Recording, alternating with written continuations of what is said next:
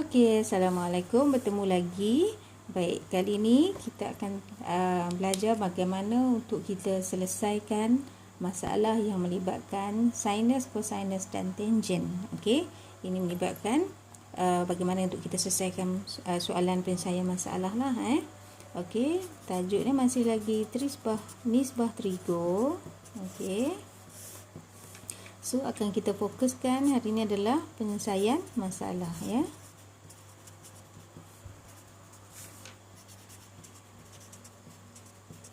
Baik. Okey, so kita teruskan kepada contoh soalan. Okey.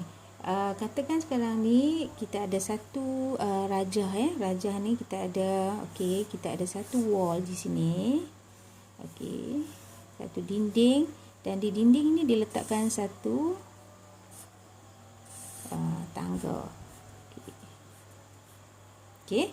So tangga di sini, katakan sini puncak dia kita akan namakan dia sebagai R, dan di bawah ini sebagai P, dan okey. Dia membentuk, bila kata tangga ini kita letakkan pada dinding, maka dia akan membentuk satu sudut segitiga sini. P, okey, sini daripada titik ini kita akan ada sini sebagai Q. Okey. Tangga tadi, ya. So kita ada membentuk sini Q. Okey, ini akan membentuk sudut tegak. So sudut di sini diberi, okey, di sini, ya, daripada tangga ni sehingga tapak ini adalah 50 darjah. Okey. Dan okey, sudut dia menghasilkan, bila tangga diletakkan pada dinding, maka dia menghasilkan sudut tegak, okey, iaitu PQR. Okey, kita tengok di sini, kalau jika sekiranya diberi, okey, tinggi, jika tinggi QR ini diberi adalah 2.5 meter. Okey. Jadi sekarang ni saya nak kita, maksudnya soalan ni perlukan kita untuk mengira panjang tangga. Inilah. Kalau kita boleh keluarkan dia dalam, kita lukiskan bentuk segitiga bersudut tegak begini, maka ini adalah 2.5. Yang ini yang kita tak tahu, kan. Yang ni dia tak beri pun pada kita, cuma diberikan sini adalah sudut 50 darjah. Yang nak dicari adalah, okey, saya tulis sini R, sini Q, 90 darjah sudut je. Sini adalah P. Maka panjang PR ini yang kita nak cari berapa. Dia beri hanya satu sisi ni saja, iaitu QR 2.5 meter. PQ tidak diberikan berapa panjang sisi ini. Dan soalan ni perlukan kita untuk mencari panjang tangga, iaitu panjang PR ini. Okey, jadi bagaimana untuk kita selesaikan panjang PR ini? Okey, so pertama sekali kita tengok di sini. Kita ada belajar kat sini, kalau sin kita kenal sebagai suh, kan. Ini awak sentiasa kena ingat, nah.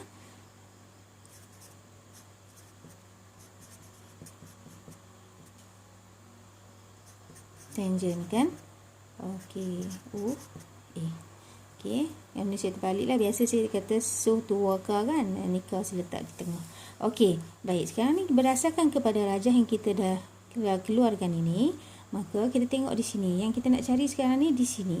Yang nak cari adalah di sini. Sudut yang diberi 50, yang diberi 2.5.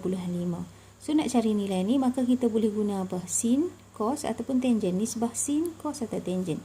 So let's say kita gunakan sekarang ni, daripada sini saya nak gunakan sin. Okey, sin 50 darjah sama dengan, kalau sin iaitu opposite, nisbah sin adalah opposite kepada hypotenuse. Opposite dia di sini. Ini opposite dan juga hypotenuse. So opposite adalah 2/5, ataupun kita tulis ini dulu. Opposite dia adalah QR. Saya tulis dulu QR kepada PR. Okey, kemudian kita gantikan nilai dia. Okey, gantikan QR tadi bersamaan dengan 2.5 bagi dengan PR adalah yang kita tak tahu. So kita kekalkan dengan PR. Sini adalah sin 50. Okey, jadi di sini kita samalah, bila dah jadi bentuk persamaan begini, maka kita ada belajar tajuk rumus, kan. So kita kena, yang nak dicari ini kena jadi subjek dia lah. So kita jadikan sebagai ni, bawa ke sana, dan yang ni kita bawa ke sebelah kanan. Yang ni bawa pergi sebelah kiri. Yang sin ini bawa ke sebelah kanan. So, kita bawakan. Jadi, sebab kita kena tukarkan yang kita nak cari. Itu jadikan sebagai subjek. Equal to 2.5. Kita bahagikan dengan yang ni. Kita bawa ke bawah lah. Dia akan jadi sin 50 darjah. Bila kita dah dapat sin 50 darjah, kita dah tukarkan begini, maka kita gunalah kalkulator kita. Okey, bermaksud di sini adalah 2.5 bahagi dengan sin 50 darjah. So, kita ambil kalkulator kita. Okey, 2.5 bahagi dengan sin, tekan sin. Okey, 2.5, kemudian tekan sin. Okey, tekan sin berapa? Sin 50. So, tekanlah sin 50. Kemudian sama dengan. So, kita dapat di sini adalah, okey, yang kita dapat di sini nampak 3.263. Okey, so 3.263 bundarkan 5 tu jadi 264 lah. Okey, tapi sekarang katalah saya nak 2 tempat perpuluhan sahaja, maka kita akan tulis sini 3.26. So 2 TP, 2 tempat perpuluhan. Ni dalam unit meter. Inilah cara, maksudnya panjang dia sekarang ni adalah 3.26 panjang PR ni. Begitulah kalau kita nak selesaikan soalan penyelesaian masalah yang melibatkan nisbah trigonometri. Jadi dia akan berkisar kepada yang kita belajar sebelum ni. Okey, nisbah sin cos tan ini kena ingatlah suh tuwaka.